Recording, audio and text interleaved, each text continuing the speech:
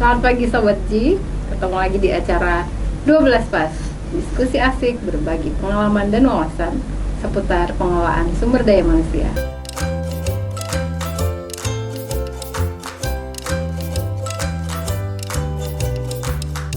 Hari ini kita kedatangan tamu, sepertinya sudah tidak asing ya, Bapak Halim Nuswantoro, Kepala Subbagian Kepegawaian Kanwil BC Sulsel. Selamat pagi Pak Halim. Selamat pagi Mbak Zulfa, apa kabar? Baik, gimana kabarnya nih Pak? Alhamdulillah baik, seperti biasa, selalu penuh dengan energi. Betul sekali Bapak, selalu penuh dengan energi ya. Hari ini kita akan membahas tentang hal yang agak sedikit sensitif ya Pak. Nggak Sensitif apa-apa ya? Pak, ya? Apa itu? Tema kita hari ini terkait dengan mutasi. Mutasi nih ya. Mutasi antara strategi atau misteri.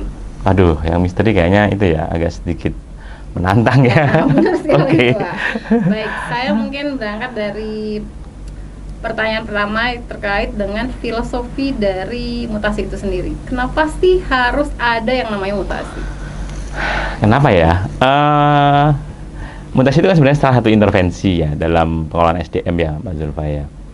Jadi pengelolaan SDM itu intinya adalah bagaimana memanusiakan manusia. Kalau buat saya gitu ya, menganggap setiap pegawai itu atau setiap karyawan sebagai manusia yang punya kebutuhan, punya prioritas yang berbeda-beda. Tapi di sisi lain ada kebutuhan organisasi yang tetap harus didukung. Karena organisasi punya visi, punya misi, dan mereka harus sustain gitu ya.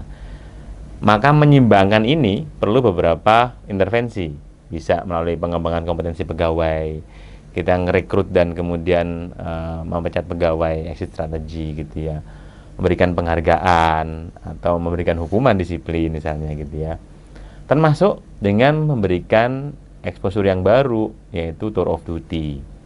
Jadi kalau ditanya kenapa sih harus ada mutasi, karena tour of duty ini bagian dari intervensi pengelolaan sumber daya manusia yang ditujukan pada dasarnya untuk meningkatkan kapasitas dan kinerja pegawai gitu. Misalnya nih ya, mutasi supaya dia mendapatkan exposure baru, gitu ya, mendapatkan pengalaman baru, penugasan baru, ruang lingkup baru, tim yang baru, maka dia secara utuh akan belajar untuk memahami kapasitas teknis yang baru, terus kemudian skill yang baru, kemudian bagaimana berinteraksi tim yang baru gitu. Jadi akhirnya dia akan berkembang dengan itu. Nah gitu Mbak Zulfa kira-kira. Iya. Idealnya mutasi itu harusnya berapa lama sih Pak dalam, kalau misalnya lingkup Kanwil aja sih misalnya, harusnya mutasi misalnya 6 bulan atau 1 tahun atau 2 tahun, menurut Bapak gimana? Ini pertanyaan jebakan kayaknya ini ya. Mas Zulfa udah berapa bulan? Saya baru sih Pak. Baru ya. Saya masih baru 2 atau 3 tahun ya. Oke. Dalam social science itu pasti banyak ketidakpastian gitu ya. Sepanjang organisasi itu berkinerja dengan baik, sebenarnya mutasi ini bisa saja sangat berbeda antara satu orang dengan orang lain gitu ya. Kita lihat bagaimana hasil dari intervensi ini gitu. Tapi secara aturan gitu ya, memang kalau di pusat ya 2-5 tahun. Begitu udah masuk 2 tahun itu pasti akan ada upaya untuk melakukan refreshing harusnya gitu ya. Tapi kan akhirnya berbeda-beda situasinya dan kondisinya gitu. Bisa jadi kalau di unit vertikal misalnya, supaya setiap orang memiliki kesempatan berkembang yang sama gitu ya, pola rolling atau mutasinya akan lebih dinamis gitu. Bisa saja 6 bulan gitu ya, atau setahun sekali gitu. Sehingga setiap orang itu mencicipi exposure yang berbeda, sehingga mereka akan memiliki penguatan kapasitas teknis yang sangat luas gitu harapannya gitu ya. Atau ketika sudah kita mulai petakan dan ada spesialis yang memang dia sangat gifted di situ gitu ya, dari awal memang dia didesain kayaknya memiliki secara natural bakat alami gitu ya di satu titik, ya kita bisa saja menggunakan intervensi mutasi itu sehingga dia ditetapkan pada mungkin lingkup pekerjaan yang sama, tapi mungkin skupnya yang berbeda misalnya gitu. Misalnya sama-sama di humas gitu ya, tapi setelah skup di vertikal sekarang diangkat skup di kanwil yang untuk mengkoordinasikan. Dia jadi role model, dia menciptakan skema-skema atau pola-pola yang pas gitu. Sehingga kira-kira ya itulah yang perlu di-raise isunya ketika kita ngomongin masalah mutasi gitu. Berarti, secara idealnya bisa jadi 2-5 tahun Secara aturan. secara gitu ya. aturannya, tapi idealnya tergantung dari kebutuhan organisasi lagi nggak sih Pak? Exactly. Pasal karet banget ya. Terus gini nih Pak, satu pertanyaan nih, gimana menanggapi bahwa misalnya ada satu pegawai nih di satu bidang atau sebagian misalnya, dia sebenarnya secara kinerja bagus, kemudian disiplin dan sebagainya, tidak ada cacat menurut saya nih, dan seharusnya dia kalau dari penilaian mutasi dia tidak bosan dengan pekerjaannya, bahkan mencintai pekerjaannya. Apakah secara organisasi memotret itu bahwa dia harus tetap dimutasi? Gimana menurut Bapak? Sudut pandangnya bisa tadi dua, mengedepankan yang pasti mengedepankan memanusiakan manusia gitu ya, putting people first gitu.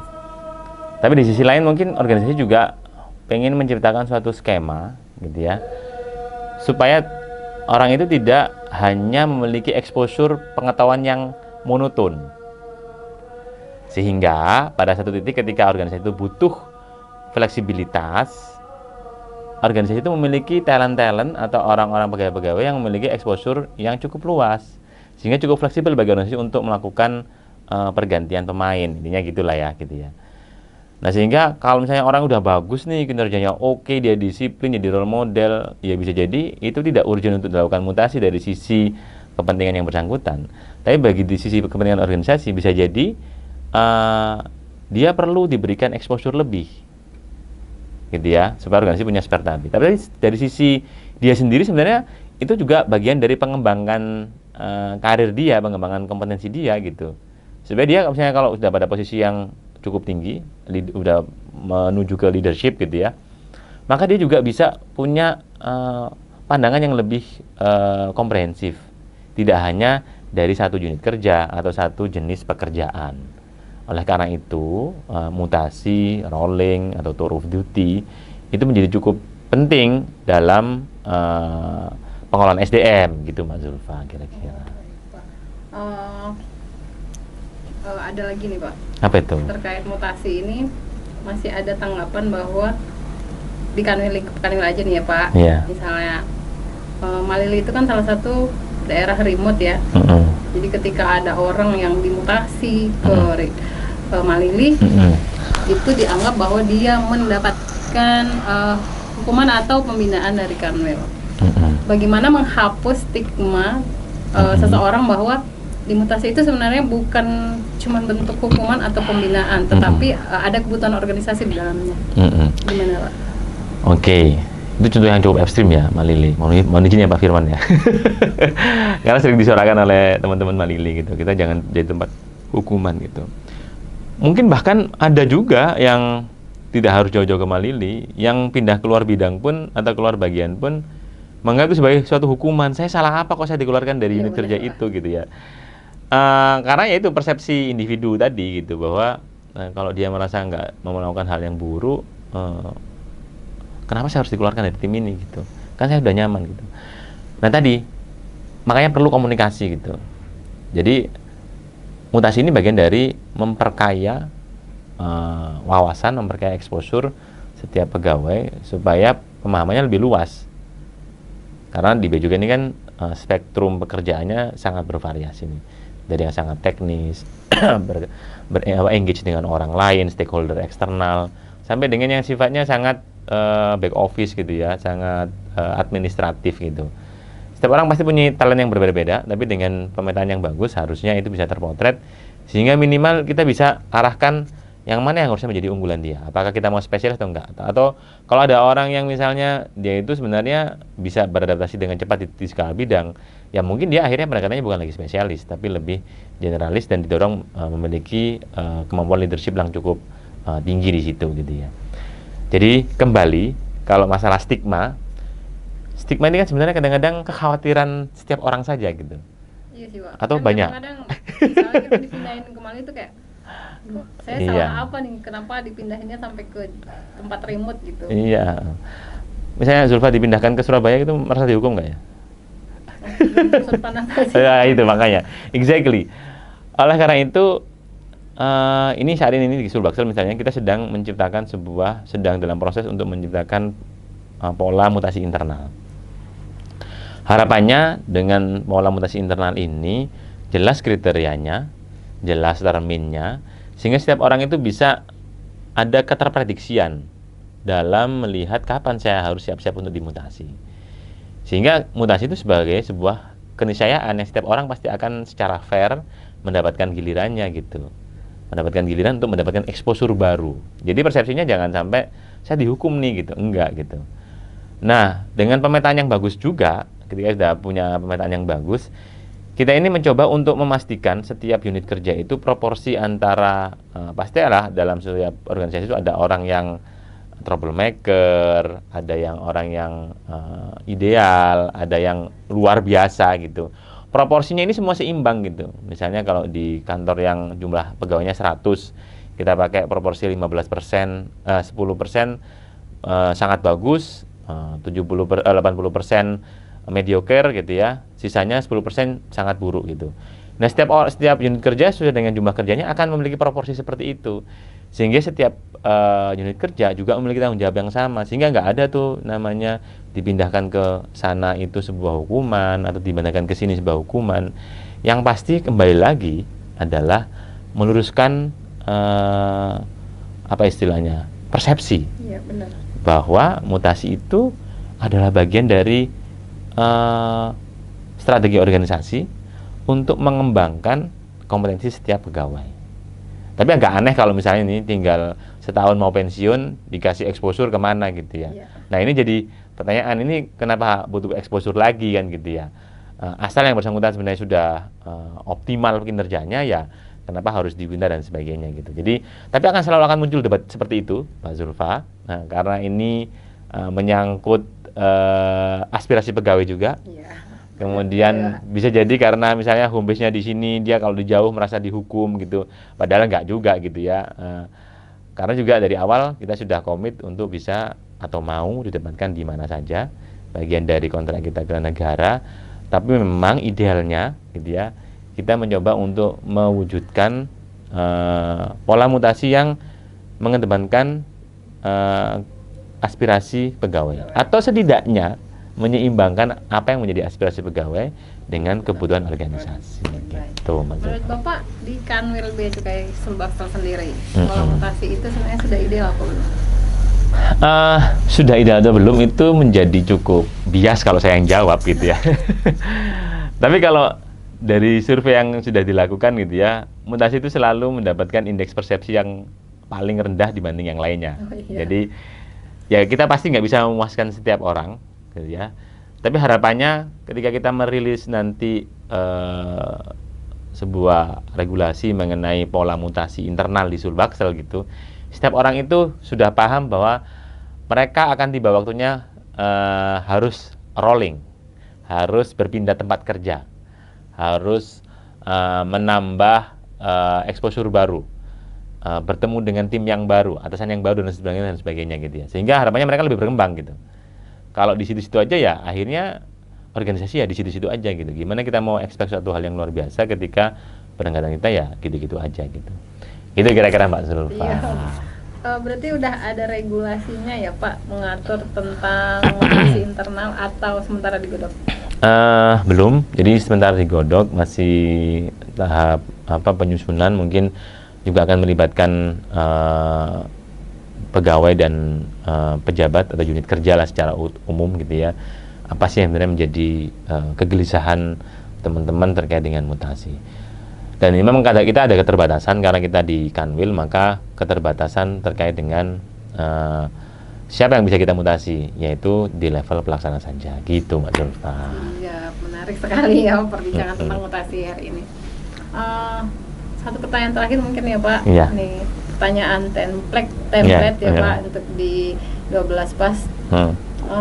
Advice terburuk mengenai mutasi ini apa Pak? Advice terburuk gitu. Apa ya? Saya bingung juga. Advice terburuk kira-kira kadang-kadang ketika kita memiliki stigma yang salah gitu ya, maka ya semuanya menjadi salah aja gitu. Tapi saya ingat sebuah, mungkin ini bukan advice yang buruk atau salah kaprah, tapi pada saya merasa ada hal yang lebih baik gitu. Misalnya gini, ketika kita udah set sebuah goal atau sebuah tujuan, maka itu akan membantu kita untuk meraih tujuan itu gitu. Saya sebenarnya cukup sependapat, tapi ketika saya menemukan fakta lain atau misalnya advice yang lain yang lebih bagus, saya mengira ketika kita berhasil menciptakan suatu kebiasaan yang baik, maka secara nggak langsung kita akan bisa meraih apa yang menjadi tujuan kita gitu. Jadi mungkin itu ya salah satu advice yang selama ini mungkin saya merasa, saya misalnya pengen jadi sebuah kepegawaian yang bisa ini. Mungkin agak aneh gitu. Tapi ketika saya menciptakan sebuah habit atau sebuah skema, makanya kita bentuk pola mutasi, kita bentuk pola pengembangan. Yang kita sasar adalah bagaimana menciptakan suatu habit, suatu kesadaran bahwa skema ini akan menjadi acuan saya untuk bertindak.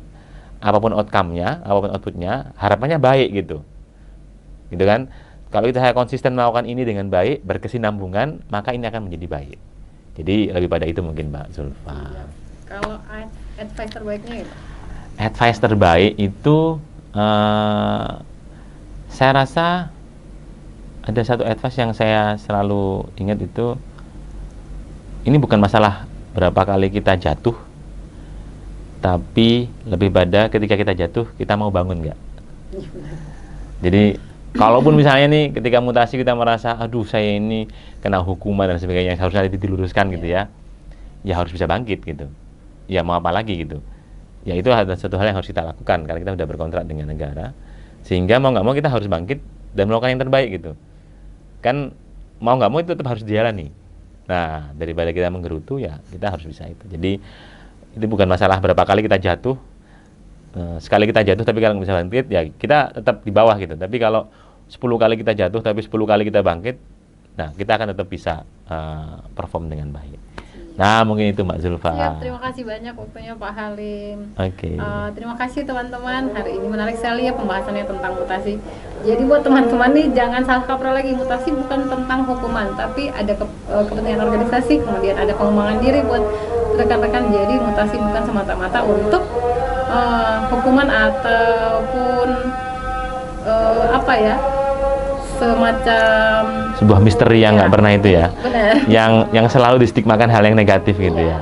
Tapi kadang-kadang mutasi itu ditunggu, kadang-kadang juga ditakuti benar, gitu ya, atau dikhawatirkan gitu ya. Tapi biarkan mutasi menjadi misteri aja. Oh iya. Baik. Mungkin itu aja teman-teman. Sampai jumpa di 12 pas berikutnya. Sampai jumpa.